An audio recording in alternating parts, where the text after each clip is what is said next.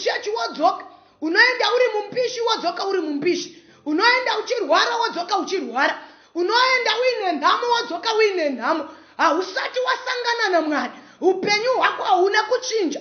Vamwe taane ma15 years tiri madzimai eruwadza, vamwe taane ma16 years tiri madhikoni emuchechi, taane ma20 years tiri vafundisi. Hapana pandati ndasangana naMwari. Tipane murume anondichallenge wandinofunga kuti uchipedza kuona video ino uri kufanira kunopinda muprayer wonamata, uri kufanira kunotsvaga Mwari, wapfugama wati ndinoda kuona Mwari.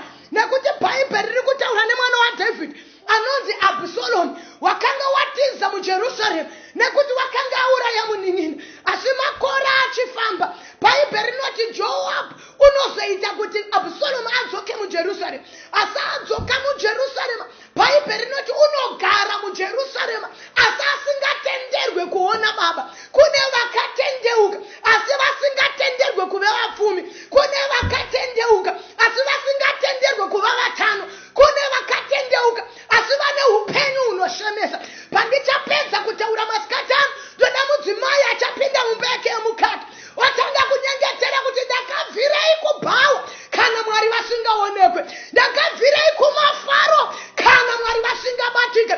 Naidai ndakarega ndiri kushabhini, vafundisi makandibvisirei ikoko, ndoda kuona baba. Ndozvakaitwa nemurume anonzi Abhusaromu, anonzi wakatumira soko kuna Joabhu akati uya kuno.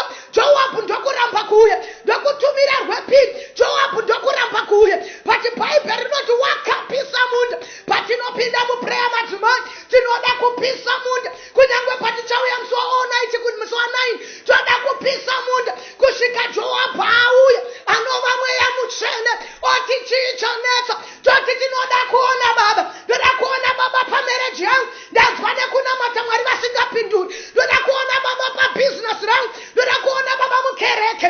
Pane vanhu vagara mukereke kwe50 years without seeing the Father. Tichipedza toda kunamata, ndinoda kuona baba, ndinoda kuona baba. Bhaibheri rinoti vachipedza, Joabhu anomhanya kuna baba oti kwandasiya hakuna kumira mushe. Handiri kuiona all night, denga richabvaruka chete, vachati kwatasiya hakuna kumira mushe.